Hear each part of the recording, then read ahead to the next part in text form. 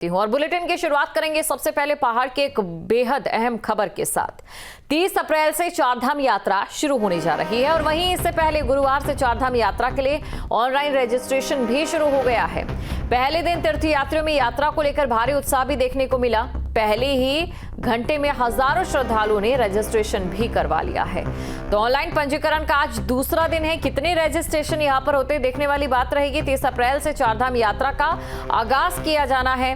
बड़ी खबर आपको हम बता रहे हैं। बद्रीनाथ के लिए देखिए 16,000, हेमकुंड साहिब के लिए 481 और वहीं गंगोत्री धाम के लिए 10,332, केदारनाथ धाम के लिए 18,000 से ज्यादा रजिस्ट्रेशन, यमुनोत्री धाम के लिए 10,073 रजिस्ट्रेशन, बद्रीनाथ के लिए 16,939 रजिस्ट्रेशन, हेमकुंड साहिब के लिए 481 श्रद्धालुओं ने अपना रजिस्ट्रेशन पहले दिन करवाया है।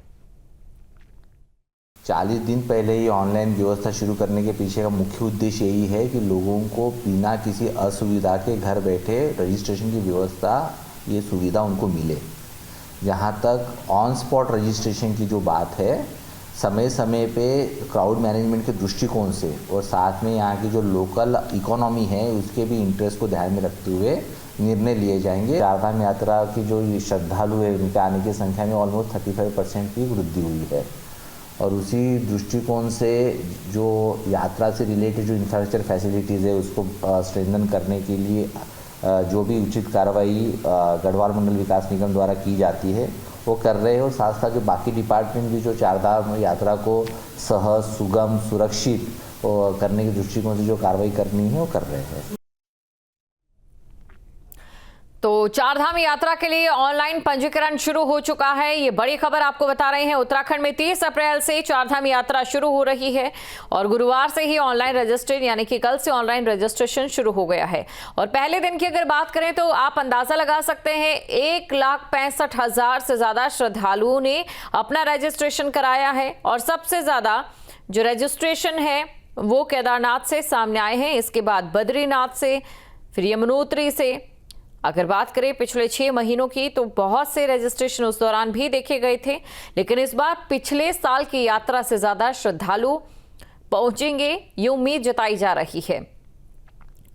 तो बड़ी खबर आपको हम बता रहे हैं और देखिए इस बार जाहिर तौर पर और भी ज्यादा संख्या में श्रद्धालु पहुंच सकते हैं। इसके अलावा आपको जानकारी दे दें कि जो यात्रा है 30 अप्रैल से गंगोत्री, यमुनोत्री और 2 मई से केदारनाथ और 4 मई से बद्रीनाथ के कपाट खुलेंगे। हेमकुंड साहिब की जो यात्रा है वो 25 मई से शुरू होगी। इतना ही नहीं, आप ऑनलाइन रजिस्ट्रेशन कर सकते हैं और इसके लिए आपका आधार कार्ड और उसका मोबाइल फोन से कनेक्ट होना भी बेहद जरूरी है। भले ही परिवार में 10 यात्री हो लेकिन सभी का आधार नंबर जरूरी होगा। पोर्टल पर आधार नंबर डालते ही पूरी जानकारी आएगी। अगर ऑफलाइन रजिस्ट्रेशन आप करवाना चाहते हैं तो ऋषिकेश, हरिद्वार, विकास नगर या देहरादून पहुंचना होगा। एक फोटो आईडी भी आपको चाहिए होगी, आधार तो चाहिए ही होगा।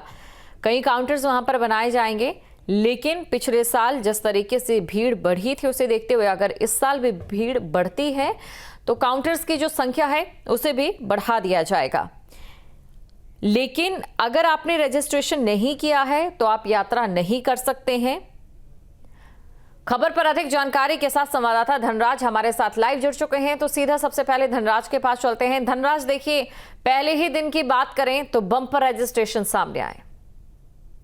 जी बिल्कुल, देखिए जिस तरीके से उत्तराखंड की जो ऐतिहासिक चारधाम यात्रा है वो 30 अप्रैल से शुरू हो रही है और उससे पहले यदि व्यवस्थाओं की बात करें तो तमाम तरह की जो व्यवस्थाएं हैं वो शासन प्रशासन की तरफ से मुकम्मल कर ली गई हैं, क्योंकि आप देख रहे होंगे कि लगातार मुख्यमंत्री पुष्कर धामी भी लगातार अधिकारियों के साथ बैठक करते हुए नजर आ रहे हैं और तमाम अधिकारियों को निर्देश भी दिए गए हैं कि जो व्यवस्थाएं हैं वो दुरुस्त की जाए। और वहीं देखिएगा कि पहले दिन यानी कल जो रजिस्ट्रेशन है चारधाम में यात्रा के लिए वो शुरू हो चुके हैं और पहले दिन ही कहीं ना कहीं बम्पर तरीके से यानी कि 10,000 से भी अधिक जो रजिस्ट्रेशन है वो ऑनलाइन किए गए हैं। और सबसे बड़ी खास बात यह है इस बार की जो रजिस्ट्रेशन, यदि आप या कोई भी श्रद्धालु चारधाम यात्रा पे आ रहा है तो उसको आधार कार्ड का होना अनिवार्य है और आधार कार्ड के अनुसार ही उनका पंजीकरण कराया जाएगा।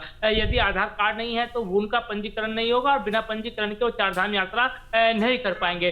और ये अनिवार्यता इसलिए रखी गई है क्योंकि आप देखिएगा कि लगातार जो भीड़ चार धाम में होती है तो उसमें कहीं ना कहीं पहचान करना मुश्किल होता है। और आप देखेंगे कि एक सबसे बड़ी बात यह है कि जो केदारनाथ की विधायक हैं आशा नोटियाल, उन्होंने मांग की थी कि गैर हिंदू जो लोग हैं वो चार धाम यात्रा में ना आए, क्योंकि उनकी पहचान नहीं हो पाती है। उसी पहचान को बनाए रखने के लिए कहीं ना कहीं ये आधार कार्ड की अनिवार्यता की गई है, क्योंकि आधार कार्ड आपके पास होगा तो आपकी पहचान हो पाएगी कि आप कहाँ से आए हैं, कौन है।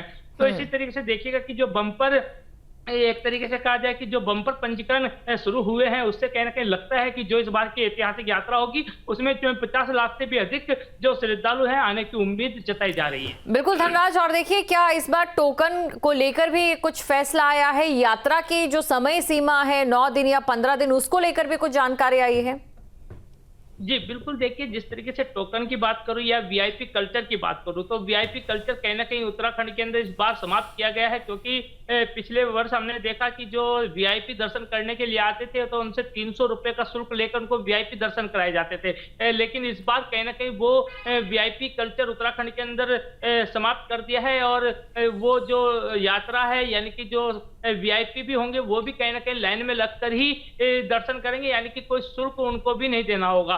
तो इस तरीके से देखा जाए कि तमाम जो इस तरह की जो पूरी यात्रा चलती है 15 से 20 दिन की जो यात्रा होती है पीक उस पर होती है, और इसको लेकर जो तमाम व्यवस्थाएं हैं वो वहां पर की गई हैं, और तमाम जो प्रशासन है अभी भी व्यवस्थाओं में जुटा हुआ है। क्योंकि आप देखिएगा कि अभी हाल ही में बर्फ बारी भी कहीं ना कहीं पहाड़ी क्षेत्रों में हुई थी, तो बर्फ हटाने का कार्य भी कहीं ना कहीं लगातार बीआरओ की टीम के द्वारा किया जा रहा है। बिल्कुल। और इसी के साथ ये भी आपसे जानना चाहेंगे कि जो ऑफलाइन रजिस्ट्रेशन करके लोग वहां पर पहुंच रहे हैं उसकी जो समय सीमा है वो क्या रह सकती है, और अगर लोग वहां पर पहले पहुंचते हैं तो क्या उन्हें अपने खर्चे से रुकना होगा? जी बिल्कुल, देखिए जिस तरीके से देखा जाए कि जो ऑफलाइन रजिस्ट्रेशन की प्रक्रिया है उसमें इस बार कहीं ना कहीं अलग से एक जो सुविधा कही जाए या कहा जाए कि जो अलग से सुविधा की गई है वो ये है कि जो बॉर्डर है यानी कि हरिद्वार से कहीं ना कहीं चार धाम यात्रा शुरू होती है और एक विकास नगर से चार धाम यात्रा शुरू होती है। तो वहां पर 16 काउंटर बनाए गए हैं और 24 घंटे पंजीकरण करने का काम वहां पर किया जाएगा, क्योंकि शुरुआती दौर में कहीं ना कहीं भीड़ देखने को मिलती है। उस दौरान कहीं ना कहीं जो पंजीकरण है ऑफलाइन वो 24 घंटे किया जाएगा, लेकिन यदि भीड़ कम होती है तो कहीं ना कहीं उस समय में बदलाव किया जा सकता है, यानी कि 12 से 13 घंटे उसके बावजूद भी कहीं ना कहीं पंजीकरण वहां पर किया जाएगा। यदि कोई समय से पहले वहां पर पहुंचता है तो उसको कहीं ना कहीं अपने खर्चे से रुकना होगा, और क्योंकि जिस तरीके से जो कहा जाए कि सरकार की तरफ से जो व्यवस्थाएं की गई हैं उन व्यवस्थाओं के अनुसार कहीं ना कहीं जो चार धाम यात्रा पर श्रद्धालु आ रहे हैं तो किसी तरह की कोई दिक्कत ना हो उसके लिए तमाम तरह की जो व्यवस्थाएं हैं सरकार के द्वारा भी की गई हैं। शुक्रिया तमाम जानकारी के लिए। न्यूज नेशन अब व्हाट्सएप पर खबरों के ताजा अपडेट के लिए न्यूज नेशन के इस QR कोड को स्कैन करें।